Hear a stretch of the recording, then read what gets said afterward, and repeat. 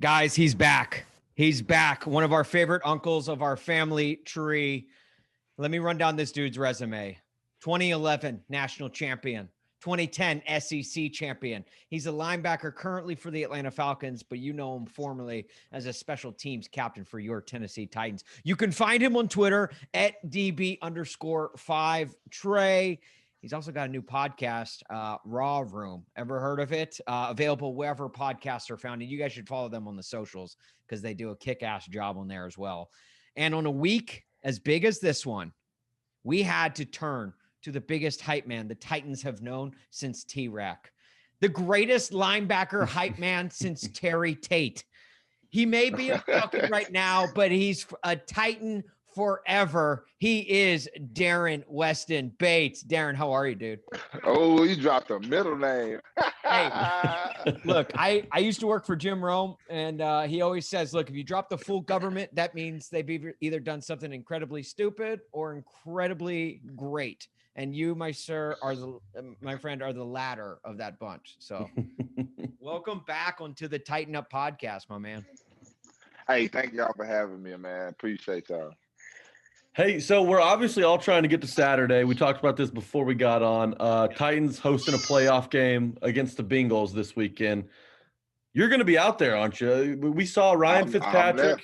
Ryan Fitzpatrick was in the stands when the Bills were playing in the playoffs this weekend. Yeah, are you going to be the Fitzpatrick for the Titans fan base? Like obviously, Ryan Fitzpatrick plays quarterback for Washington, but he was down there amongst the Bills Mafia getting hype as hell.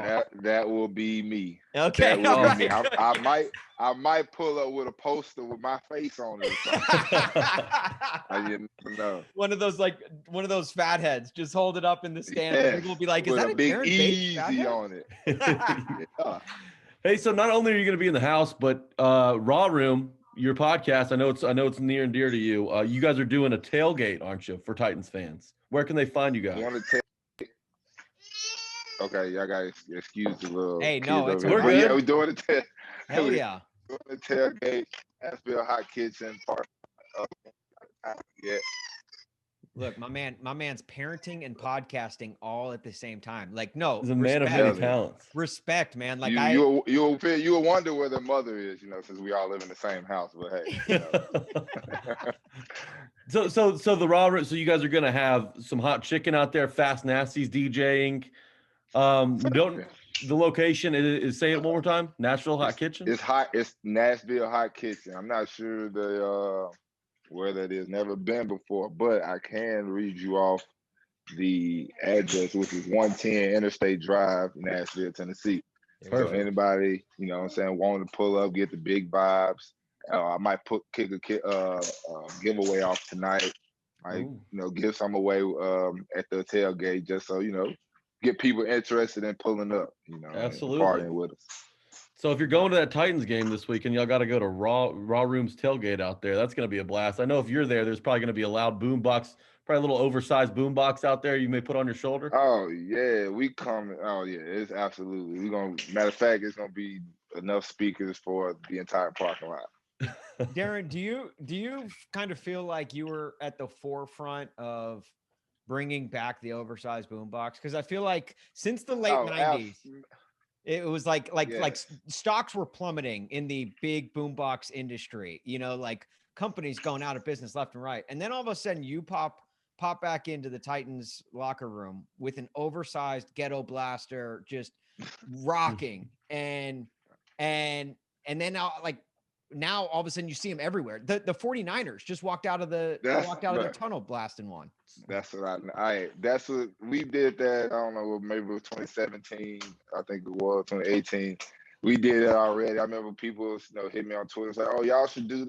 We did it. We did it years ago. It's been a thing. So I love to see it. Love to see people get hyped. Let them get hyped. It's like me jumping over and blocking the field goal. Everybody gonna say, "Oh, Cam Chancellor," but we all know who really started it. Yeah, exactly. That's right. It's like that. It's like that. So if the Titans are walking out this weekend, what song should they play? If you've got the aux, what song are the Titans walking out to? Oh, me, I'm playing. We're gonna play so it's gonna be probably 2 to 3 songs. We're gonna play Nardo Wick. Okay. We're gonna play. Is that Who Wants Smoke? Yes, sir. Okay. We're gonna play Super Gremlin. Yeah. Yeah. And probably got to go and put that new gun on that pushing P. Okay. Put that That's Okay. a solid 3. And hey, we saw it's gone from East Coast to West Coast because the Niners walked out to Super Gremlin last week. Debo Samuel, Yeah. Trent Williams leading the way. We wish we had Daren Bates Yep. in front of that line leading the Titans out. But Oh hey, man, I can see it. Me, Big Jeff, with King Henry right next to, having my 2 bodyguards next to me, I'd be good.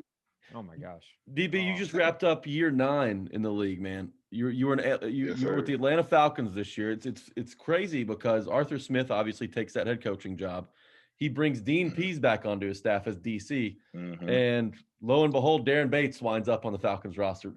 How was this season in Atlanta for you? Can you sum it up at all in just a couple sentences?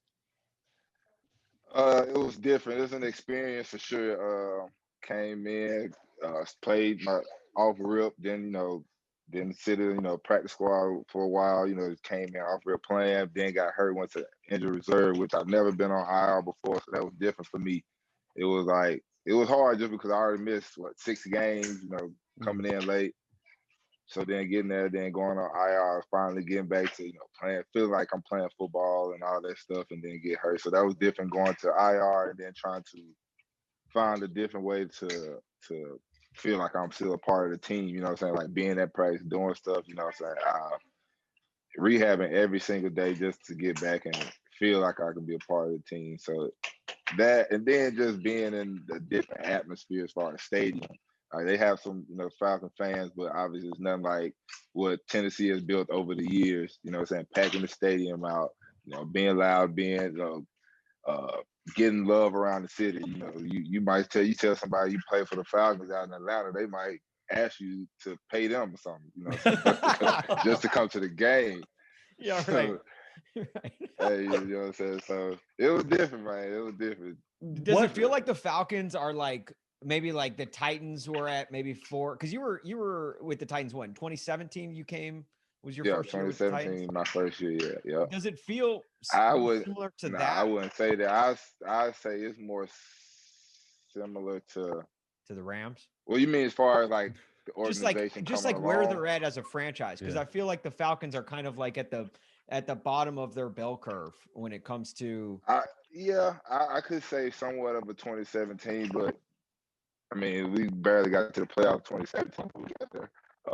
So I could say you know what I'm saying, we had 7 wins, so it's about the same, But I kind of look at this different though this time around in my career, because in the St. Louis Rams, hell, we would win 5 or 6, 7 games.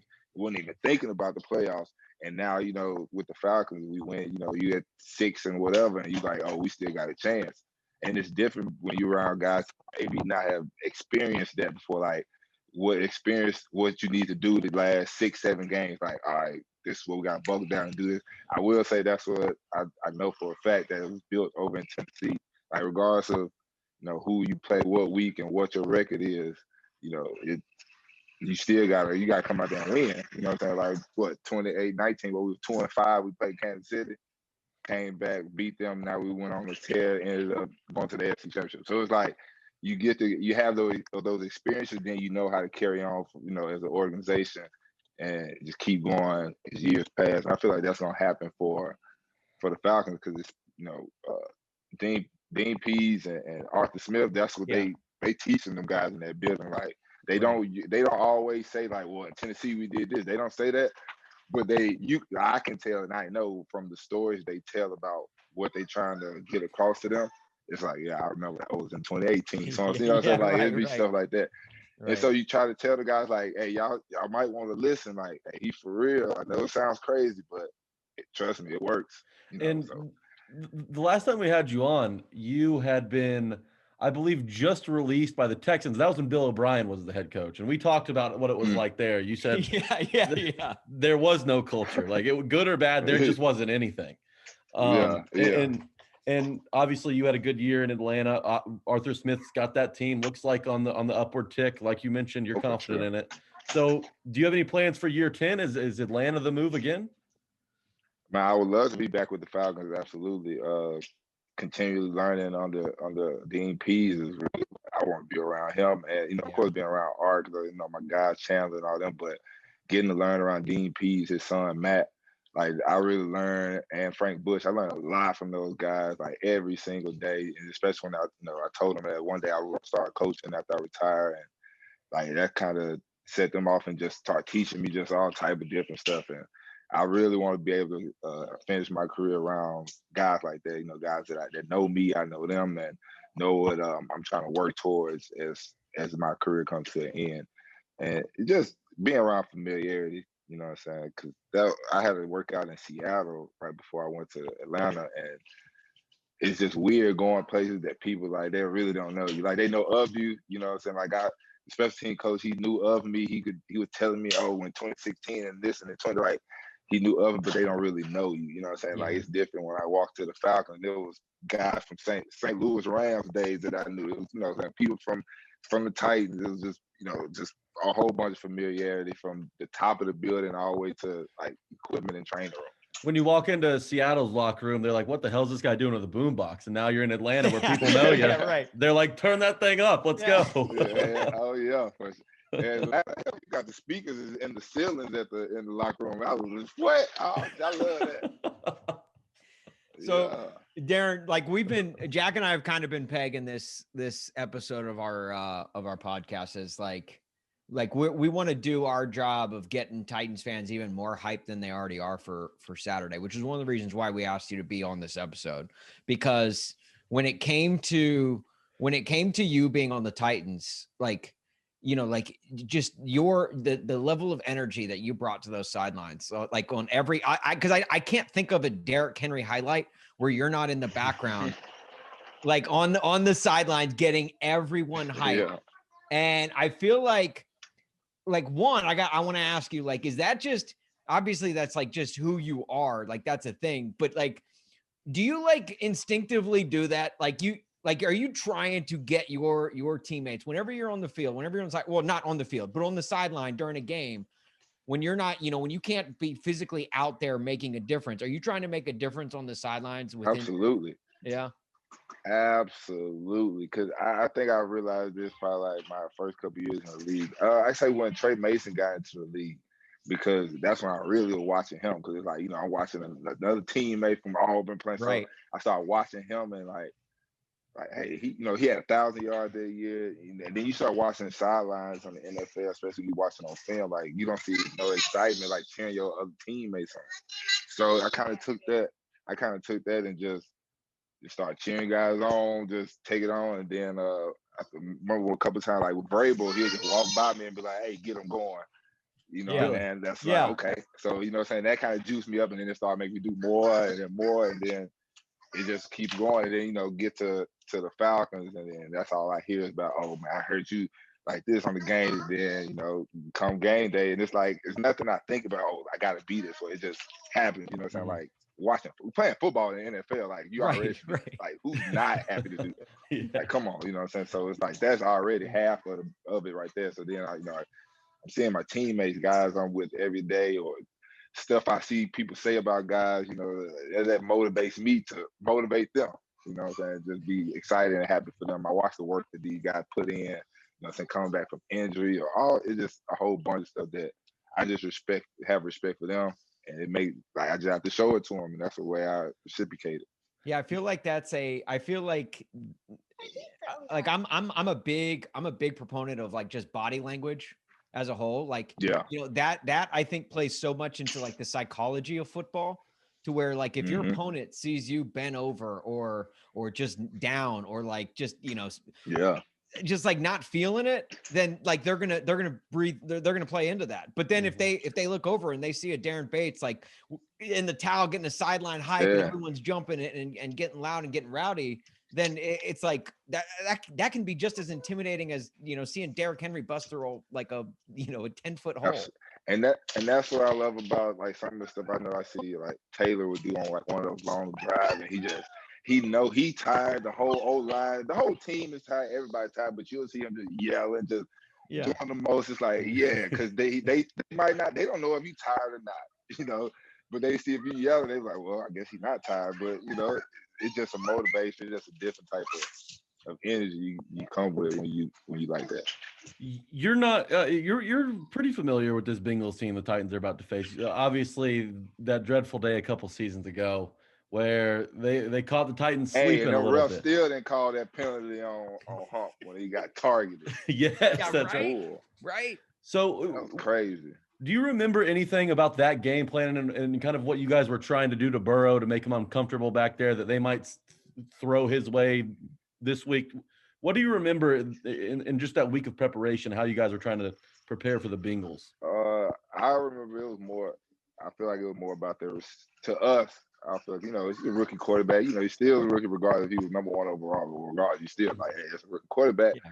So, you want to make it hard for him, make him throw us the ball, disguises and all that. But I know for sure the more part of their center forward was their receiving core. You know what I'm saying? They had tight ends, they had receivers that he could actually get the ball to before they had Chase.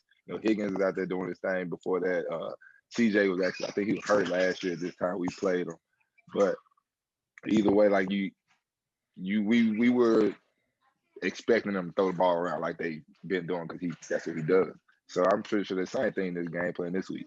Limit to in the passing game, especially stopping the run. That's every week, any game you play, you stop the run. But for sure you can't no explosive plays, which I will say Atlanta Falcons. I know we ain't got nothing to do with this, but Atlanta Falcons gave up zero. How? I don't know. Zero explosive plays. Congrats to us. Out zero. It's the Daren Bates effect.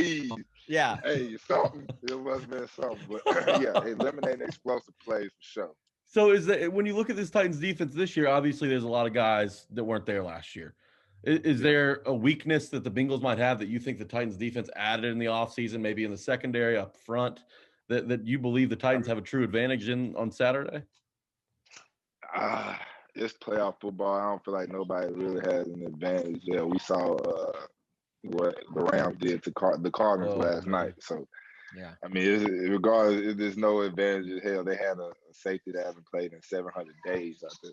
Yeah, Weddle. You would expect them to go throw at him every single time he's on the field, but I'm not the coach, so I just feel like there's no clear advantage when it comes to playoff football, regardless of injuries or just X's and O's.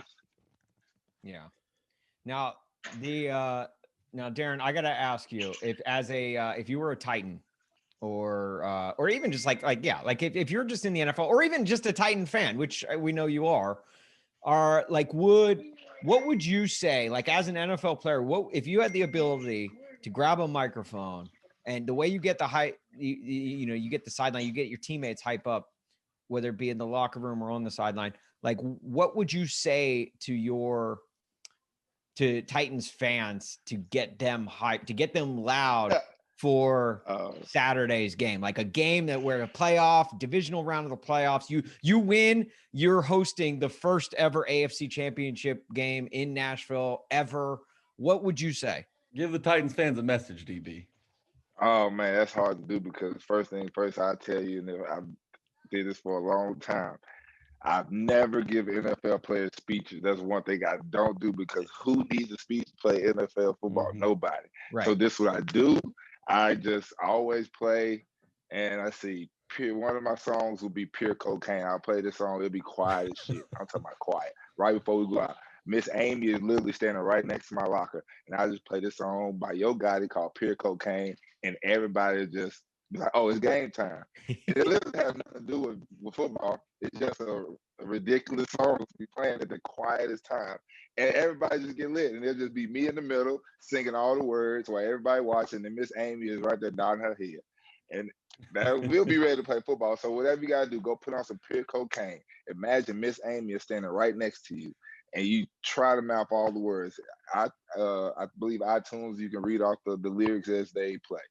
So, I mean, that would be my best bet for you. All right. It's NFL playoff week, man. I like that because that's something that's like homework. That's homework for Titans fans. Like, you can on the way to the game in the parking lot, put on some Yo Gotti Pure Cocaine. Daren can't make it to each and every houses to hype you up individually, but what he can do is send you to go listen to that song, and that song will do his job for them. All right, Daren. One last question. I'll let you get back to your family. Oh, there we go. You guys Wait, are who's probably that? getting ready for dinner here soon. You want to say hi? No, well, get out of here then. So you played for a lot of coaches, and you've seen a lot of things in the NFL, I'm sure. And this is predating your time in the league, college, whatever it may be. One of the wildest stories this season, Urban Meyer in Jacksonville got canned pretty much for not only just losing, but while he was losing, being an asshole to his players. Yeah. He kicked Josh Lambo's foot, the kicker, in pregame. If any coach were to ever come up, kick your foot, and tell you to kind of get it together, how are you responding pregame to that? I mean, okay, now I had this discussion. I won't say in a locker room. Like, and somebody had used like Mike Brave. Like, what if Brave came over and did that? And I was like, okay, that's different. For me, that's different because me and Brave can wrestle with each other before, like real life, like wrestle on the ground, fight each other. So I was like, if he did it, I would probably start immediately wrestling and fighting with him, even if it was straight. We just did it in the middle of practice. We've done it before. So if it was Bill O'Brien, I probably would try to break it. So it would just all depend on the coaches for me, I just know it just, Art wouldn't do nothing like that, because Art, that's not his character. He'll crack a joke and not smile at you type of thing. Hit you like that. Would Art go to his own bar and grill and grind up on some young college go-ahead like Urban Meyer did? Definitely not. Okay. Right. That's definitely what he did. And I want to say he stuck his thumb in the butt, but Hey man, you break down that video as much as you can. That's some NFL Terry McCall. You bring him in to evaluate a play, go off replay. Yeah. You don't want to get too in depth on that Urban Meyer video though. Yeah, no, you learn. You can't. It's can't get too deep. Guys, he is Daren Weston Bates. Guys, give him a follow on Twitter at DB_5 Trey. Check out the Raw Room tailgate this Saturday. You want to get hype? This Saturday with Daren Bates. You got to do that. All right. Look, he is the Tennessee Titans Ryan Fitzpatrick. All right. He's going to get you. And I ain't gonna be under no heater. See, where Ryan Fitzpatrick was sitting at in Buffalo, they got these certain amount of seats that all be under heaters. That's why it's red. I'm out there. Yeah, no, right. I'm out there. Shirt off and everything. That cold. I don't know about all that, but see how that tailgate goes before the game, maybe. Yeah, right. I gotta get a little warm. See how loose he gets there first. Yeah. Guys, check out his podcast, The Raw Room, available wherever podcasts are found, and follow them on all the socials too, because they do great work. Fast Nasty. I appreciate y'all having me on, man. Yeah, absolutely, Daren. Dude, Daren, thank you so much for the time, man. Look, we couldn't think of anyone better to get us hyped for Saturday. So thanks for hopping on. Yes, sir. Appreciate y'all, boys.